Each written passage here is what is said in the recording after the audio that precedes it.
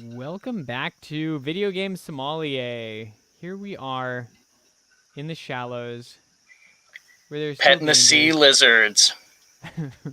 um, but yeah, we get to dive back into Subnautica, going deeper, further, faster, stronger. Going Hotter. into more of the secrets and mythology that we've compared it to Outer Wilds. It's like always there, but you just have to discover it piece by piece, or like wiki page by wiki page. Whichever your personal route is. Probably a combination of both for most Yeah. people. Yeah. I got by without building anything. I just held my breath the whole game. Took Yep. forever. Physically holding my breath. My character died multiple times. I was holding my breath. But guys, as always, a pleasure to see you. Happy St. Patrick's Day. Here we go. So I remembered that we kind of left, at least my story was on a cliffhanger because I got demolished by a Reaper while the game was saving. And so I just wanted to put everyone's minds at ease that it was okay. I saved before the Reaper attacked. So even though it took so long for the save to process, I was safe. I got on. I was looking at a wall, and I just drove as fast as I could. I'm like, I know what's behind me. I'm out. So and then we'll talk more about where the adventure went from there. But I was okay. The sea moth survived. Oh man, I went through so many sea moths in this game. Right? So many. I died at the hands of claws of a Reaper more times than I care to count. And also that's largely because I decided to build an observation base in its territory so I could look at it. And the process of building that, I probably died 10 times. Did I need to do that? Am I glad I did it? That was kind of cool. So the depth ratings on the Seamoth, I didn't know how to upgrade that for the longest time. So I was just hanging out at like 199 meters. And then I would get out and I would go explore a wreck because they put the wrecks like right at those, breakpoints. The thresholds. Well, of course, like while I'm in the wreck, I start hearing this, you have exceeded, the depth. I'm like, what?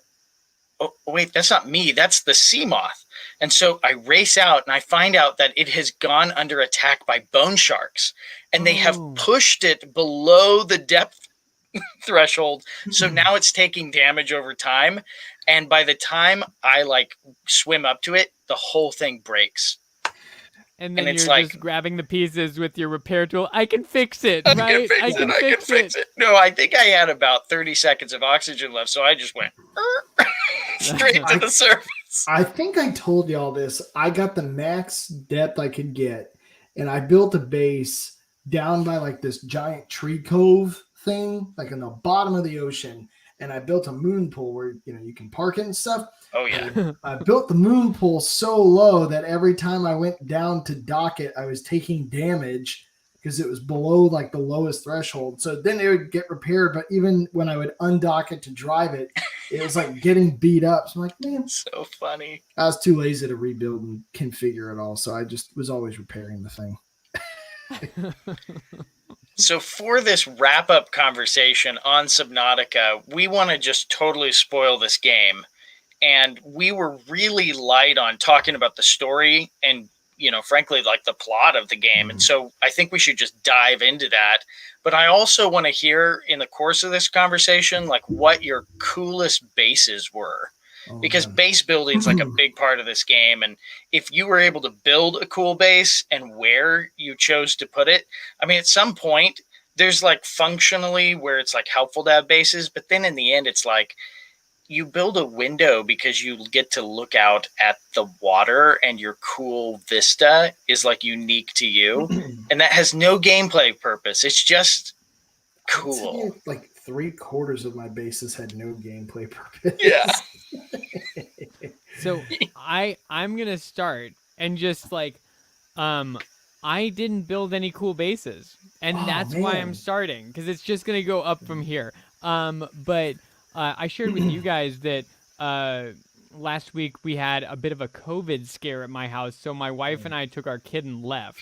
And everyone was fine, and it was an unnecessary precaution, but it ate into any free time I had. And then I also got recalled to work, and that ate into free time in the best possible way.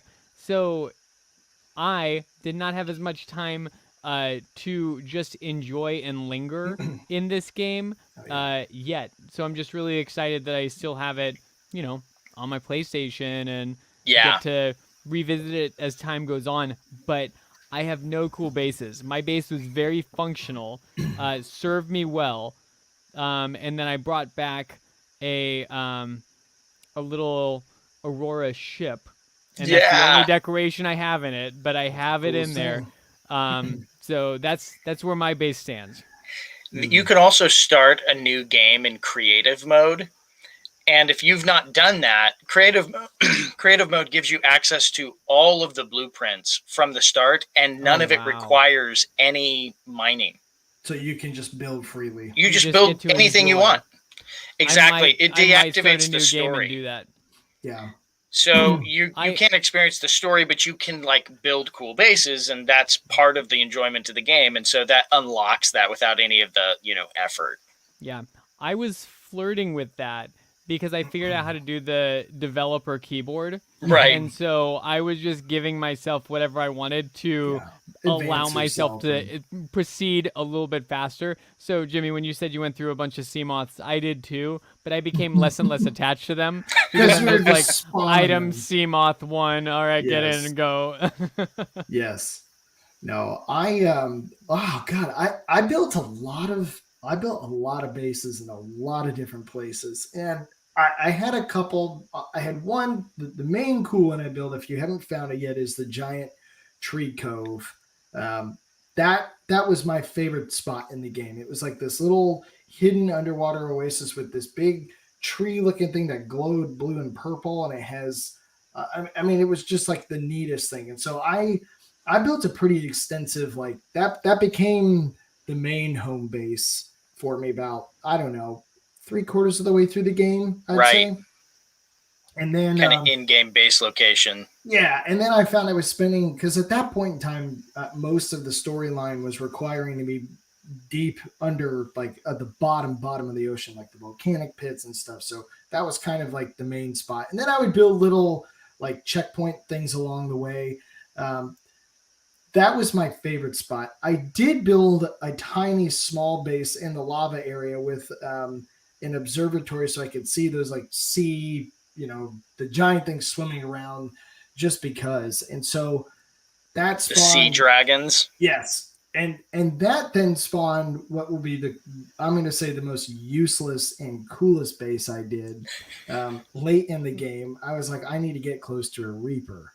And so I built an observatory base at the base of the Aurora engines where there's a Reaper swimming around. Yes. It took so much time. And then late into it, I was like, screw this. I'm going to start using the developer things to spawn parts. Nice. So you guys did creative mode. Yeah, but it wasn't until way, way late when I'd done everything. And the other thing I discovered is I built up out of the water. And once you're above the water, there's no need for reinforcements or foundations. You can build infinitely above the ground with no support. It's the stupidest looking thing, and it is the coolest thing. So I had this one pole coming up, and then modules everywhere, and there's no way it's structurally sound whatsoever.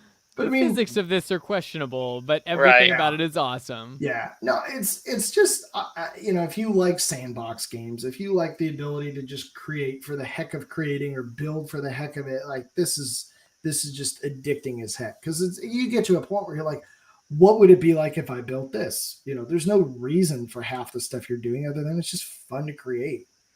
So this was the first sandbox game that we've reviewed. Yeah. And that I recommended. And I've played a lot of sandbox games, and this one is right up there at the top.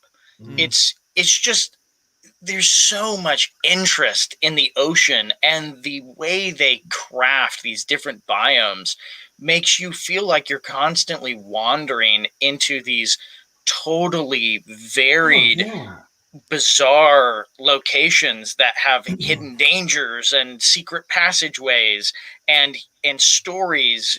And that's, I think, so much of the appeal and the excitement of this game is the ability to just explore and cruise through these different places. It feels like it's maybe this isn't the right word for it, and you guys can maybe help me with it, but I want to say it's like a very environmental or like mood driven game. So no different than a kid wants to look out the window when you're going through, you know, like the redwood forest, or you want to see it. Like they do such a good job of making every part of the map different and appealing. Like you want to look out. Like it's appealing to me to build observatory rooms where it's just all glass, so I can just sit and look out. In fact, I came up with a hack that I created a side compartment with a bulkhead door, and then I would crash stuff into that side compartment so it would take on water, and then that would cause the lights to turn off inside my base, but it wouldn't flood my base. But then I could go walk around and like be in dark places and actually feel like I was able to see outside without the reflections of the light in the station. Oh, nice. Yeah. So like, as stupid as that sounds, I was like, no, this is kind of a, you know, cool way to experience like genius, you know, all sorts of stuff. So it's just, I don't know if you would all like environments, or, you know, just feeling the mood of a different place. This just gives you the ability to do that in really any way you want. And then just that they use, you know, all the colors at their disposal. So I think it is really easy when I think about developing something or designing something to kind of stay in a single palette, or just to kind of find the mood that you're going to create out of. And so for them to have created so many distinct, identifiable, recognizable, memorable places is pretty amazing. Because we compared it to Avatar early on, and Avatar is gorgeous, but I don't think of it as like a bunch of different kinds of places. You know, it's kind of the shallows at night. Yeah. You know exactly what you're getting at any part of that planet. No, that's a really good point. In fact, there were moments in the game where you forget you're underwater, or I did. And what I mean by that is, like, when you're so far down, they have the effects of what looks like waterfalls underwater. I don't know if it's just like more dense water or different colored fog or whatever. But you kind of get to a place where you forget I'm in the ocean and I'm not just like flying around, you know, in different atmospheres or atmosphere. That's the word I was looking for this game. Nice. Atmosphere. But because you get to these different biomes and all of them are so different and bright and appealing, like that just churns your desire to go find new places. And And so the zone that I was just gonna say, it's also really easy for me to forget we were underwater as the capacity for the O2 tank increased, and then I just be like about to die, and like, oh right, I can't breathe down here. So I haven't been breathing this whole time now. The zone that really freaked me out the most, and even now, is I think called by the developers the Grand Reef. And the Grand Reef is like it's like underneath the island. Yes. The island that has the sea bases on it, not the island that has the alien base on it. And deep under there is one of the Dagazi sea bases that's like buried down. It's like inside of this massive cave structure that you don't even know you're getting into until you try to get out of it. And then all of a sudden there's ceilings everywhere. And it's like, wait a minute, I must have got in somehow. Where do you go? And that's where the upgrade, that's the sonar upgrade, Jimmy, I don't know if you got that. So helpful. That thing got me at some tight through spaces. batteries so it does. fast. Every time you push that button, a battery tick. Oh my god! Goes down. But then patrolling that Dagazi sea base is the what is it called? The crab squid? Yeah. And that thing is it's got like 6 eyes. It's got what looks like a giant translucent brain, but as it turns out that it's its stomach where its head is. And then it's got these little crab tentacles. So it looks like this little Cthulhian monster wandering around. And if, of course, when it hears you, it starts making, like large sounds that are echoing through the caverns. And then it bursts with electromagnetic pulse, which deadens your battery for about 10 seconds. And that's the scariest thing to have happen to you when you're in the sea moth or whatever, the exosuit. And then there are warpers patrolling around, and they pull you, they warp you out of your ship, and so that they can murder you. Yeah. Yeah. No, one of the, I think about, what's his name? James Cameron. Like, didn't he take one of those like submarine things and go down to the Marina Trench in real life or whatever? Like, I think a lot about that. And, oh yeah. For the Abyss. Yeah. And so I thought about, there was also a point, I don't know where it was. I don't know where half the stuff was on the map. I got lost so much, but there was a point where I was like going as deep as I could, and it was just pitch black. And I saw these like giant crab things, but they didn't look that big. And then the closer and closer I got, I was like, holy crap, these things are like dinosaur-sized crabs just walking slowly along the bottom or whatever. The sea treaders. And it's just one of those things where like I stop and think about, we have the weirdest and craziest junk in real life at the bottom of the ocean. Yeah. And like we don't know a ton about it. We don't see enough of it, and it's creepy as heck. And so in a weird way, you kind of get to experience what that mystery and kind of fear is all in this game. You were talking about the sea treaders, which are these like 3-legged behemoths at like a random corner of the map, and they poop. Yeah. Which can be used in the bioreactor. It looks like those War of the World things almost, like they're just these huge towering, and they go so slow and they're super docile. They won't hurt you. I mean, I guess I never tried to get in its path, but the sea treader embodies, I think, what this game does best. It like is this random Leviathan creature that has no bearing on the story at all. There's no reference to it. It just exists and occupies a niche corner of the map that I guess maybe 10% of players would ever find. And that's, I think, what this game is really good at. Yeah, it's created for the sake of joy and discovery, not to serve a purpose other than that. I feel like that's so much of what I like in games is the fact that you can go, like, this is what I love about Red Dead Redemption. This is what I love about anything that's open world. I could easily kill an hour or two just checking stuff out. I have nothing to do with the story, and I will be happy as a clam just exploring like the atmosphere that they've created and the environment they created. Because what you start to realize is there's nuggets of creativity in each of those. So the fact that they would make that in a random corner, you wouldn't see that if you didn't go there. You know what I mean? And there's probably parts of this game I still haven't seen despite the many hours I've put into it. And that's just amazing. Yeah. Did you find the cuttlefish? I did. Okay. Nice.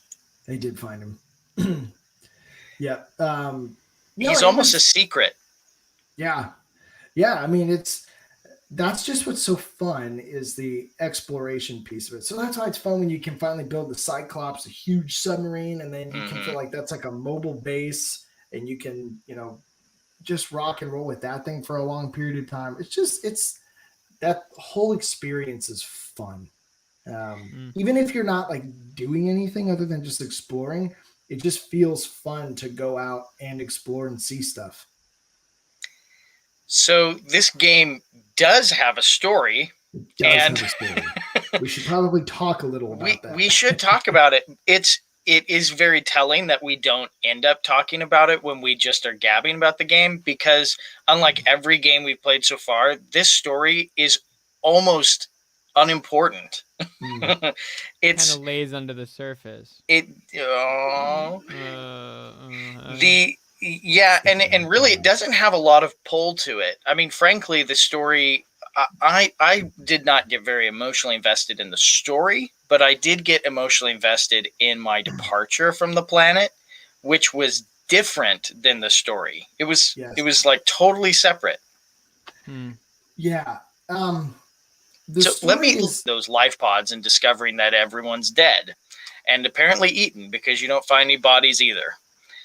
And what you discover soon, and usually the sunbeam is what cues you into this. So the sunbeam is a rescue vessel that comes down to pick you up, and it gets laser beamed out of the sky by a giant alien structure, which when you explore, you discover is a giant space gun, and it's designed to destroy anything that comes near the planet. So presumably that's what happened to the Aurora, the ship you came in on. It got destroyed by the giant space gun. And the reason is because there is a deadly alien virus on the planet that the makers of the giant space gun made in order to make sure that nothing ever left the planet, and that virus stayed quarantined on it. So this is the quintessential COVID-19 game. Except that no one giant space gunned us if we, went on a road trip. Right. I still question the logic of, we don't want anyone to die, so we're gonna kill you all. Like, wait, what? Like, I understand shooting down anything leaving the planet, anything approaching the planet. I guess it would have to leave eventually, but it feels like, judge, jury, and executioner right there in that one building. Or they were just drunk. So you've got a little scanning tool, and at some point you can scan yourself, and eventually you start to see these weird green pustules growing on your arm, and it's very unnerving. And you're like, this guy looks to be in pain, but somehow I'm not dead yet. And you can't turn off the giant space gun until you have cured the virus. And curing the virus is not obvious. Like, where you're supposed to go to find a cure, there's no leads on that. All you have is aliens were on this planet before you. They were researching the virus, and they built bases deep underwater. And you're like, wow, I haven't gotten to 800 meters. Where am I supposed to get to that? It's like all the edges of the map tend to drop off around 500 meters. And that's like the dead zone. There's nothing outside of that. And so the huge revelation that comes, I think, in that late mid game is that there is a massive cave system underneath the surface of all of the biomes that you've been traveling the entire game. And that massive cave system is its own biome, and that leads to yet a deeper cave system that's like, and I think that's called like the Lost River Zone, with all the bones of giant leviathans, and then that leads to like the lava tubes where the finale of the game takes place. Yeah, it's and so the further you go, the more alien bases you continue to discover, and within those alien bases you continue to unlock parts of the story, which include the research they were doing to trying to find the cure and the experiments that were taking place. And it reminds, we've talked about this comparison with Outer Wilds, I would say extensively. And it feels like there's a lot of you kind of get a sense for what these guys were like this alien race or whatever. It wasn't like they were trying to be cruel. They were genuinely trying to find a cure to something to whatever extent they could. And so you're sort of unlocking a little bit more and more and more about what they were like while you're doing this. and that was kind of an interesting sort of color to it. I didn't feel super like emotionally invested in it, but it did feel like, okay, it's interesting that there was something that predated me. um, your character arriving and doing something. It's not like I just crash landed on Mars where there's literally nothing here. Right. And so to that end, I do want to get further into this later in the conversation, but I felt like there are some parallels to the Martian in this game in many ways. Yeah. Like you crash land somewhere with very little. You have to be, you have to engineer different solutions, and you find ways to come up with creative ways to advance and right. Ultimately work towards your departure. But separate from the Martian, you realize there was a whole other life system here with a reason and purpose, and there's more going on besides just, hey, I need to escape. And so I did appreciate that element a little bit more, because otherwise we would just be playing the Martian underwater, right? That it does give it a different flavor, which is nice. Yeah. So, one question with that, because I did not reach the end of the game yet, but I'm very aware of everything that happens. And so, for me, the attempt to get off the planet makes a whole lot of sense, that that's the full story arc. Like, you know, if you're thinking like chiastically, you know, you arrive, you get infected, you know, blah, blah, blah, blah, blah, disinfected, you leave. You know, it just kind of all makes sense. But since your character isn't connected to the outside world in any meaningful way, I was far more invested in the Martian for him to get home than I was in our character to get off this planet. You know, partially because of everything we've been talking about. This planet's so cool and so pretty and so mysterious. But it's also like all we know. You know, I almost wish even if there were trite things like, you know, he'd pull out a little picture of his love back home, you know, or something like that, just to give some motivation for leaving, aside for, you know, what I guess is an intrinsic motivation to survive, you know, and go back to where it's safe. But yeah, so the end for him to leave makes a lot of sense from story structure, but I wasn't very invested in him leaving, aside from like the idea that I knew he should. I mean, what story, right? The game is deliberately vague in all this because it's a sandbox game. It's just giving you a place to build underwater bases and view underwater sites. And the fact that there's a story at all is almost out of step with this game. Maybe it goes against the flow. Maybe. And it's a good question. And in some ways, it's really interesting. The sequel to this game, Subnautica Below Zero, has not as ardent a following. It's certainly a mechanically enriched game. They've done a lot of improvements to even just the way the game plays, and it's very fun for that reason. But they don't lean upon all the things that made the original Subnautica great. It's not a game where you just go and build bases and, you know, sandbox and see vistas and discover weird sites and niches of the world. It's way more objective driven and more about the story and about, you know, the picture and the locket, that kind of thing. And a lot of people are like, I don't really care about that. I don't play Subnautica for those things. And that's very interesting to me, because if you look at a game like Outer Wilds, which has a really compelling, like, character-based motivations for everybody, the aliens that came before, the aliens that are now, and the kind of crisis that they face. I'm not going to spoil any of that here, but that's driving you into the mysteries of the game, such that you want to solve them so that you can find resolution for all of the characters you've ever met. And Subnautica doesn't really show you any characters like, oh, I guess a bunch of people died.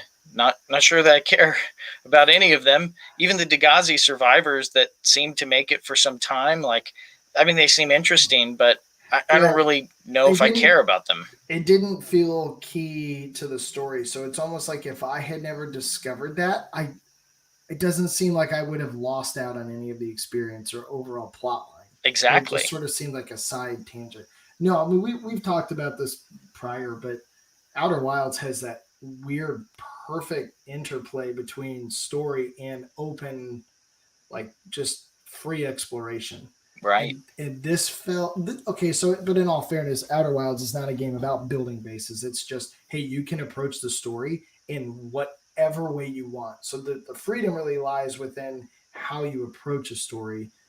This doesn't feel like it's freedom with the story, though that is true. It feels more of just you have the freedom to like create and explore, and that will aid you in your storytelling. But it feels like 90% on sandbox and creation, and maybe not that heavy of a ratio, but it's primarily focused on that. And then, yeah, you do need to be able to unlock the story to do more in advance, but the joy for me came more from the creating than it did the story. So the story ends up being that these aliens lived about maybe 1,000 years before you crash land there, and apparently they like used to have this billions and billions of people all around the galaxy, and that virus like got loose. They had a containment failure on the planet where they were like researching the virus and trying to find the antidote for it, and then it infected everyone and like wiped out the whole alien species. It's like the worst case scenario in the case of a pandemic. And all of their research and their facilities were, then laid derelict, and, their progress was halted. What they had discovered was there was a Leviathan species on that planet, the Sea Emperor, who produced an enzyme in their bodies that then could be used to like neutralize the virus. But that enzyme was only really active in the young of the species. And so they were trying to find a way to get the giant sea leviathan that they had in containment to like hatch her eggs. Mm-hmm. And they like had tried to artificially hatch an egg, and the young died. And they had tried to experiment on other Leviathan creatures, and that's how their containment broke. But, it turns out that the virus escaped and infected all of the plant life, the animal life, the sea life in this kind of volcanic zone that you're in. And instead of everyone dying, all the fish life dying, they actually adapted radically, which is why then the life on that it's teeming. It's like so diverse, and some of it seems to have iterated on itself.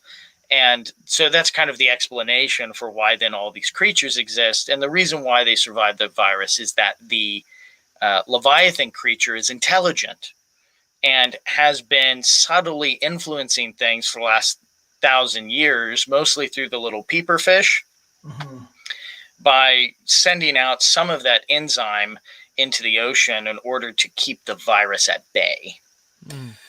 Yeah, and the other part, this was small, but it did. I had several instances in the game where you're driving around or exploring, whatever, and you'll have like a voice or like a ghostly vision that talks to you. And then you later learn, oh, that's like the main captive giant Leviathan talking to you through whatever it is, ESP or something, which was like, oh, okay, yeah. Again, I didn't feel like largely one way or the other, but it was like, oh, okay, that's what that was this whole time. It wasn't just like a ghost. I might get to that after I finish this base. We've had like so many incredible story games. Even Transistor, the last one we did, was just so tightly wound, and there was so much to think about and process character-wise, This story is so poor when it's compared to those previous games that it's no wonder that it's a bit like, well, what do we talk about here? Well, so, and maybe I don't want to get to this too fast, but my emotional experience hit me at the very end of the game. And Ryan, you better described it than I could have, which was my emotional or my thoughts and feelings on it weren't really related to the plot with the virus or the whatever you're trying to solve and cure so much as it was my escape from the planet. Mm-hmm. The moment I started building a launch pad, the moment I realized, oh, this is it. I'm reaching the final stages, and everything I'm working towards building is to leave. And when that rocket is finally constructed and you can walk through it and look at it and see it, you realize I'm saying goodbye to a place that has now been my home for however long I've been on this planet. So then I have moments where it's like I thought about this, and in some I think about Castaway. Yeah, I think so about like that. I think about The Martian, even when these characters are stuck in a place that is so deadly or confining, and the entire drive for them is to escape. The moment comes where they're going to say goodbye, and they've had all of these little experiences that they've grown in, or they've found themselves overcoming challenges. So you have emotional mile markers you've gone through, and when you're about to say goodbye to all that, there's a weird element of kind of like sadness with it.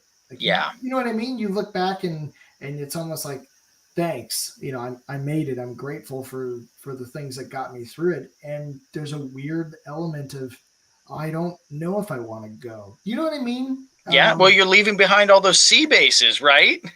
Yeah. You're leaving behind all that work. I mean, it's a strange sensation. So I've thought a lot about that. What makes a character feel that sense of longing for a place that they've tried so desperately to leave? That's just an interesting psychological effect to have. It's kind of like a Stockholm syndrome in a way. You're held captive in a place that you didn't want to be, and all you want to do is escape. And when you finally have the chance to, there is a small piece of you that's like, oh. Yeah. So go for it. That reminds me of C.S. Lewis's The Four Loves, right? Because that's like the love of the familiar. It's like, good old so-and-so. I think it's the first love that he talks about, because it's kind of the shallowest in one way. It just doesn't go as deep because you can't really think of why this would matter as much, but it does, because you have memories there and you've invested there, and so it's a kind of love. So it may also be a little bit of Stockholm syndrome, but I think there's also some good redeeming things in there that you've grown fond of this place. Yeah, sure. I mean, I think about the amount of times creatures have killed me or tried to kill me, and the horrors that you experience where you're like, I want to be safe. You know what I mean? I want to get out of this. And you would think after all those experiences, like, you want to beeline it. And I don't know. It's interesting to have that moment where you're about to fire that rocket off, and you can leave a time capsule where you can write a note and leave items below for. So the time capsule thing is hilarious because it makes no sense gameplay wise, right? Or story wise. It's completely breaks the immersion in one sense, but it's a message and a couple items that you would leave for other players who play Subnautica. And I don't know if either of you found a time capsule during your random. Did neither of you find one? No. Oh man. Okay. Well, I'm going to just tell you, there are 40 that are randomly spawned on the giant map. They are randomly spawned. You cannot find a guide that can tell you where they are because they just randomly show up. So as you're just cruising through there, you will find eventually time capsules left by other players with items and messages and a picture from their playthrough. freaking way. Wow. It's one of the most genius things that the game does. And again, it's like not related to the story because it doesn't make any sense that there would be other people who have left time capsules. Exactly. It's like, hey, don't worry about it. The enzyme's been released. Great. Like, okay, great. So I don't need to do anything? No, you have to still do all of it. No, I don't know what I'm writing anymore. But so now that you know that, leaving the time capsule. I'm just kidding. So like I asked my boys, what are we going to leave in the time capsule? I'm like, should I put my survival knife in there? They're like, no. Dude, I tricked somebody's going to find mine and have everything they need. Should I put some ion cubes in there or ion batteries? That seems like that'd be helpful. But Dad, we had to make those. Oh, that's so creative. Children, we will not need them anymore. And it's like that's all part of processing the departure is like letting go of some of the things that have been your treasured. Well, and I think that's at the heart of the whole thing is right. Yeah. Like you spent the time creating or making something, and so to say goodbye to it after all the effort you've put into doing it or making it is emotional. Mm-hmm. Yeah, man. So did you find a bunch, Ryan? I actually found 2 on my playthrough. Man. And in other playthroughs, I found, a couple as well. I've never found like more than 2, but a couple times, like I found someone left me like purple tablets or something. It's like bonuses. Yeah, I know. So you could totally find some of the resources that are late game if you just find the right, time capsule. But it totally sets up that rocket scene at the end differently when you have found a time capsule, because now you're like, oh, that guy really gave me a leg up and I should give someone else a leg up. And it's that sense of camaraderie that now you share in your isolation. Man. It's like throwing that message in a bottle to someone with that I wish I had valuable tip. That's that's really creative and fun. And B, that would have been really weird and mysterious to open that and see it and go like, what in the world? Yeah, they're random notes. Feels like almost the opposite of the cooperative nature of Journey. Yeah, I was thinking about that. Where you only get to give content, but no companionship. And Journey, you get to be a companion and even lead people into certain things if you want to, but no content whatsoever. Well, that's really interesting. So with that, I should share my screenshot and note. My screenshot was of a Reaper killing me at the last second, and I wrote, "Don't fear the Reaper," and I left a knife. Yes. Hopefully that goes viral, Jimmy. Someone will find that and just be like, "This is the best." So, like, are these things like tucked in crevices? Are they just like on the ground? Are they in wreckage? Are they just? Often they're just hanging out in the ground. Oh man, I almost want to keep. Now you want to know? I just want to find one. Yeah. I feel like I explored everything. I didn't explore that. That's amazing. Well, it's amazing because there's like 40 of them, and it just shows you how vast the game is. There's so much real estate in this game. Yeah. So really what we're seeing is that Subnautica's got these like 2 games that are like almost like oil and water. There's just no blending them. The story game almost feels tacked on. I mean, it feels complete, and I'm glad that it's there because it gives you more stuff to explore. Yeah. But the exploration game, qua exploration, the seeing the sites and, constructing bases that serve as launching points and vistas, to an alien world. And then the whole like journey of leaving it and, leaving your mark on it through the time capsule is like what makes the game. It's the emotional core of the game. Yeah. I'm thinking, okay, what would it be like if you were to have split the story off? Like it would have been, it would be fun for a teeny bit. I mean, I guess that would be what it's like to do creative mode where you can't die and you can build anything you want. Like it would feel fun for a time, I'm sure, but without any risk or reward or purpose. I feel like it would lose its appeal, to me at least, pretty quickly. And in that way, you do need a story component to it to advance it. So, Yeah. whether it's as off the wall as I have to, solve a virus, or as simple as the Martian, which is just, dude, I just got to come up with solutions to survive in order to leave. There is a progression. There is a purpose and movement to it, in doing so. So without any story, Yeah. I think you lose a lot. So I'm thankful that I had something that challenges you to move forward. The progression of building up your tool base and unlocking blueprints that then give you access to the tools to escape. Right. I think that would have always been a part of the game. The question of the virus and Right. having to uncover like the history of the aliens and the sea leviathan and the random talking that you get from her, and then having to assemble that like hatching enzyme at the end, which, I mean, they're all things to do, and exploring alien bases is cool looking. So it just gives you more to explore. Sure. But like emotionally, I'm like, okay, this is cool. Yeah. And there could, I think, have been a totally different way to present this game, which would have made it more affecting. And Justin, you were getting at that. Like if I think his name is Riley Robinson, like Swiss Family Robinson, crash landed in the ocean.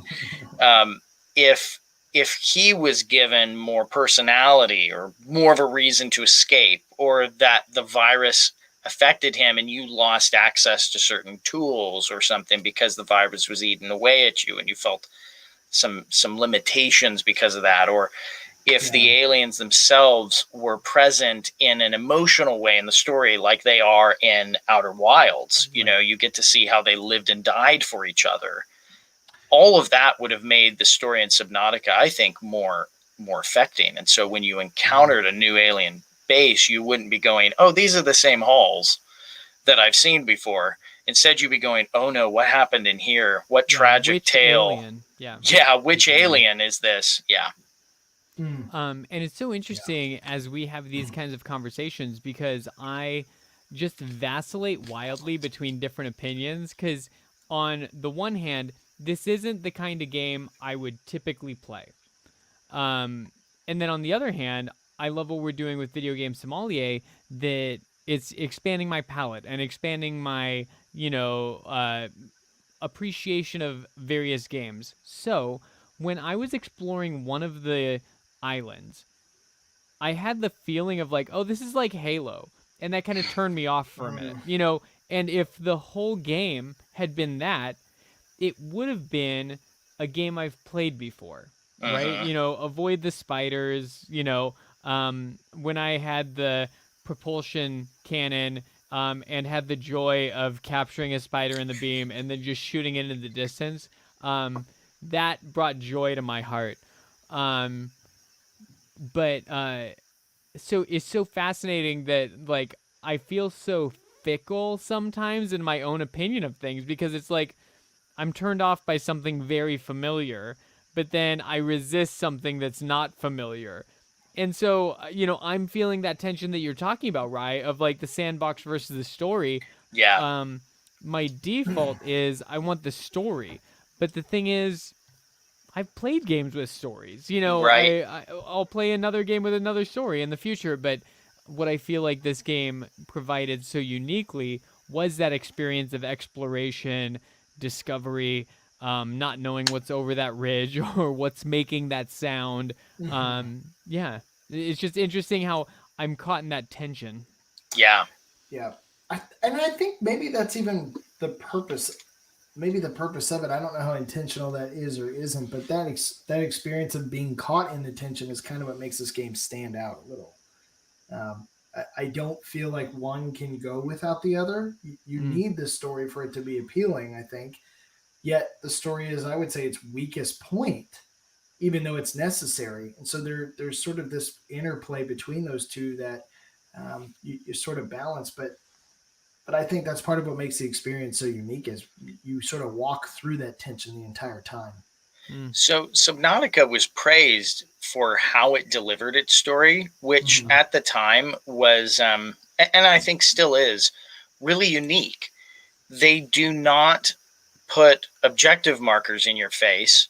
They do a couple times at the beginning by unlocking a couple new beacons, and then all of a sudden, like, that disappears, and you have to just kind of figure it out from there.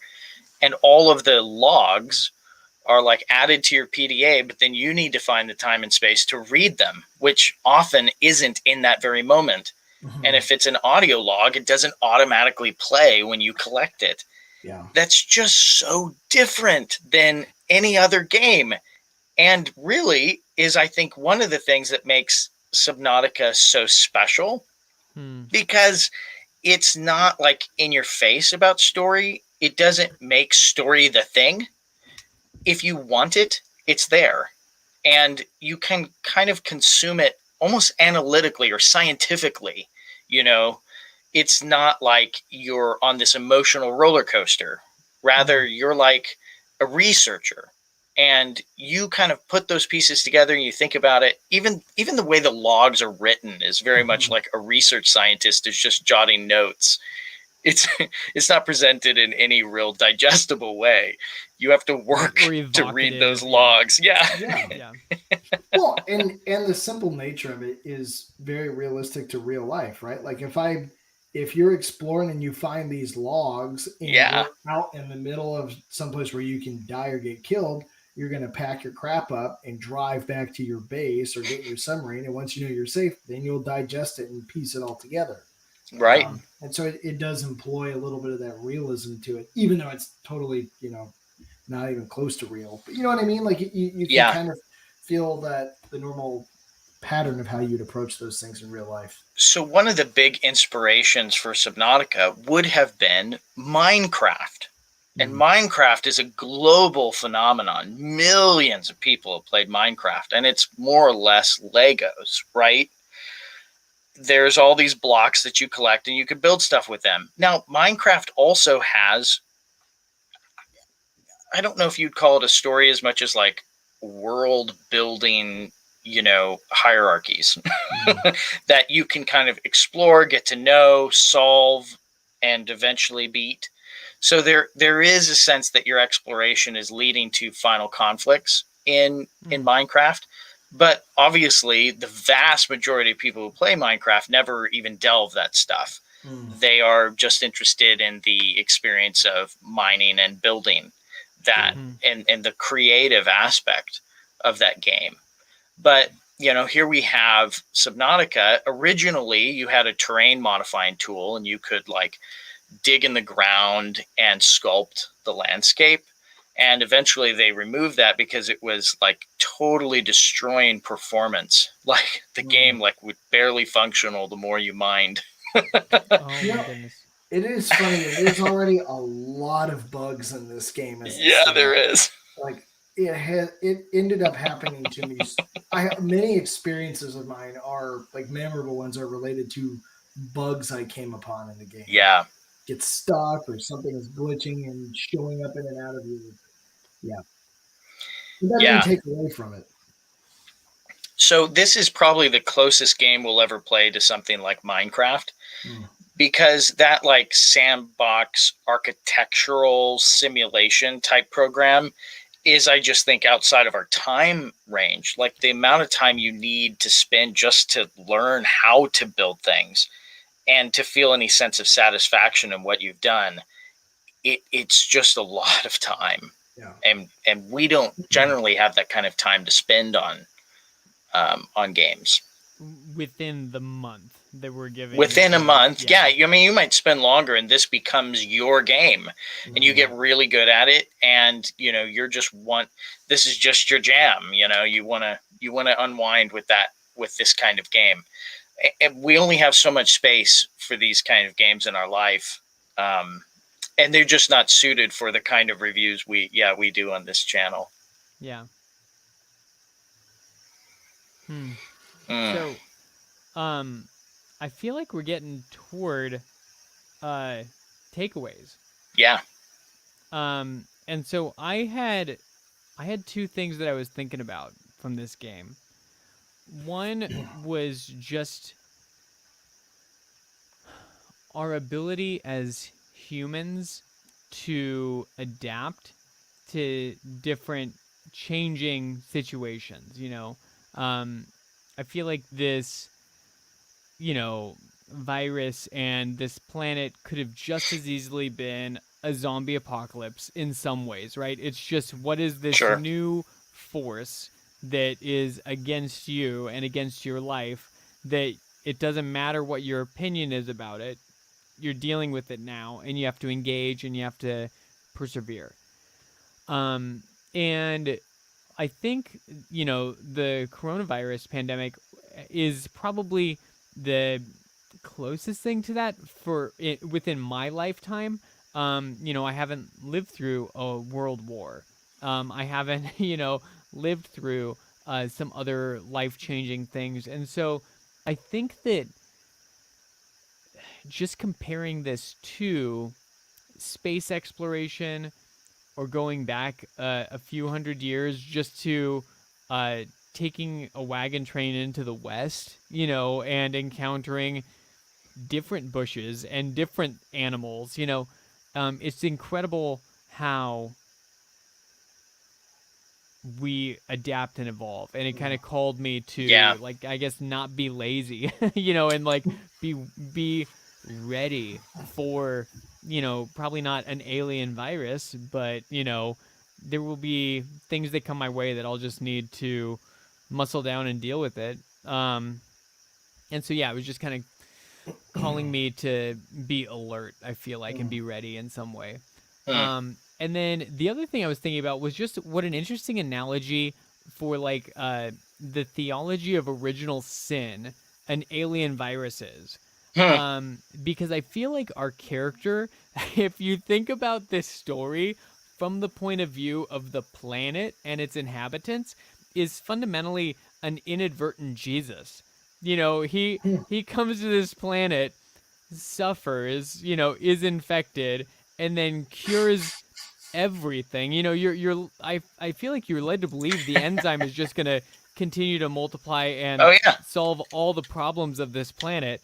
And then he leaves, and it's just like from the point of view of the planet, I feel like you'd revisit this in, a couple hundred years and there'd be like little sculptures of this guy like, oh, that's our savior. He came down here and solved everything. But again, it was just like this picture of like, he's infected the moment he arrives. Right. There's not a choice he makes to get infected. Yeah, so it was just an interesting idea, just an interesting picture for me of, just like the effects of the fall, right? And the effects of sin. And it's just, as I have my own little 2.5-month-old guy, just thinking about, oh shoot, what's already messed up in him. Like I love this guy to death, but what's already, gonna be hard? What's already gonna, take a toll? Yeah.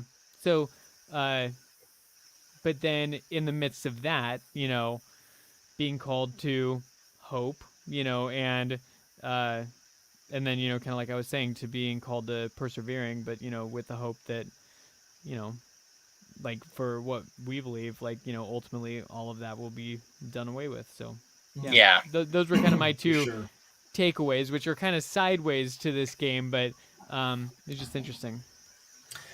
Yeah. To kind of piggyback off the first one that you were talking about, I go back. It's interesting to go back and think, where was I 2 weeks ago when we first started this, and then where am I now once I've done all the stuff, done all this exploring and building, creating, and then finally my escape from the planet. And the lasting emotion and experience I have is that departure. That was the strongest emotion, and the one that I will think about over all the horrors and scares and excitements. That's the one that sits with me, and I go back and I continue to think about that. Why is that such a memorable experience? And I start to think about how experiences shape us, and I'm still caught on, and will probably be for some time, thinking about, why is it so interesting to me that Tom Hanks has such a memorable experience leaving the island that he's been on. You know what I mean? When he looks back at that island and it's clear, I've made it over the waves. I'm now on my way finally after all this chaos. And all he wanted to do was leave. Like, he couldn't have cared about anything else except leaving. I didn't feel that way in this game, right? Because I was enjoying all the exploration. But right. ultimately, you knew, like, okay, like, I'm not going to be here forever. Like, my goal is still to leave. Yeah. And so I did feel that emotion of, oh man, I'm finally going after all this. Like, there is some element of kind of sadness because you've grown in your experience. So I think about that even in how that plays out with, us in life, right? I mean, you move out of a house. Now that's not quite the same, because if you enjoy living in your house, then it's not like you're trying to always escape. But I just think about how those experiences shape us and how we can identify or make those experiences part of who we are, right? Like, we can attach milestones in our lives based on certain things, and it's hard for us to let go of those things. So there is an element of adaptability and also an element of identity that we create, or we grow within ourselves based on the things that we overcome and we do. And at the end of the day, you solve the mystery and you find your way off the planet, and those accomplishments are not things you leave behind, right? Those are things you've achieved. And so in a similar way, we accomplish similar things, and the experiences we have in certain places and times, though we might have memories of those places, are still things we take with us. And so thinking probably a little bit more about that has been the lasting thought I have. Also, I'm tired of being attacked by sea creatures, and to my own fault, I built a base where I shouldn't have. But it will be nice to play a game where I'm not getting annihilated on a regular basis. I refuse to believe that you're tired of being attacked by sea creatures. I think you're tired of being attacked by the same sea creatures. Maybe that's what it is. You just wish there was an anglerfish thrown in for good measure to take your face off. At this point, I would take an anglerfish. Those reapers, dude, I'm so tired of them. He props to the game that they created a freaky underwater without even having to resort to anglerfish. Oh, I know. So the Castaway reference is really jiving with me. I'm like thinking about that a lot. Because when he gets off the island, right, he's become an exceedingly introspective person, and he's so out of step with the world around him that now is moving so quickly, right? And he's moving now so slowly. That there is a sense that Subnautica is like that. It's trying to get you to slow down. Like, the more advanced machines you build get slower. So you have to take your time. Like, the exosuit and the Cyclops are both painfully slow. And you're crossing vast distances in this game. And so that's just something that about this game, stopping to smell the roses, right? Enjoying the journey, not just the destination, is, I think, something that hits me in this COVID time where we all been kind of forced to stay at home and not go out and explore a whole bunch. It's a reminder how important exploration is. And I'm grateful for games like Subnautica, and I'm glad, to recommend it, if only because, video games give us an opportunity to explore creative spaces that artists have made. And a lot of artists worked on this game, and it's really interesting. There's just so much creativity put into every ounce of ocean that you wander through in this game. And I was exploring new things that even after 30, 40 hours with the game previously, I had never seen before. Over 4 or 5 years, I was seeing new things and getting that sense of wonder again. And that's so healthy, I just think the human brain needs some wonder, needs to wonder at things. And if I was asking that question, well, how do these sea creatures, what's the food chain look like around here? Or, whatever, right? Why do they have one giant eye or 6? Why is that brain its stomach? These are in the end featureless questions, right? They're not going to change my life. But the fact that I get to noodle on something, creative that another artist has made is, I think, really helpful. Wandering the Subnautica oceans may be like going to an art museum in some sense. Artists' take on the deep, creatures of the ocean remixed in a, with pixels and sculpting clay, this kind of idea. So, yeah, I do hope for all of us now that the vaccine is rolling out that we all get to do some exploring, because traveling is very good and it can make our familiar surroundings feel unfamiliar again. And that too can revitalize love, for our contexts. Love it, man. I totally agree. So we are going to explore a new game. Are we next month? So, Rai, can you tell us what the sommelier selection for April 2021 is? Do you have it ready? Oh, yeah. Hellblade. Avatar 3. Senua's Sacrifice. Yes, apart from being alliterative, this game is very much rated M for mature. It is about a Pictish warrior, right? In like the period, is whisked on a journey to avenge a lost loved one. And she ventures to the Viking realm. And this is a real realm, a mythical realm. It's not entirely clear. But curiously, the leading woman is afflicted by voices that like orbit her mind or her head. The voices are constantly whispering to her, and they're the kind of voices we might hear in our own heads but feel are kind of muted. We have control over. Okay, no, that's not true. She clearly doesn't have control over these voices. So it's a venture in some ways into like mental illness, perhaps schizophrenia, perhaps, kind of these mental realms that are beyond our control. And so it's a very beautiful game that also like has photorealistic graphics. That image is so striking. It is. And so much of the game like looks that crisp, which is remarkable. And it was also built by an indie studio. So it's very rare that we get a AAA looking game built by an indie studio. And this group did research with people who have mental illnesses as they were building kind of the characters and themes and plots of this game. It's not for everyone. It's definitely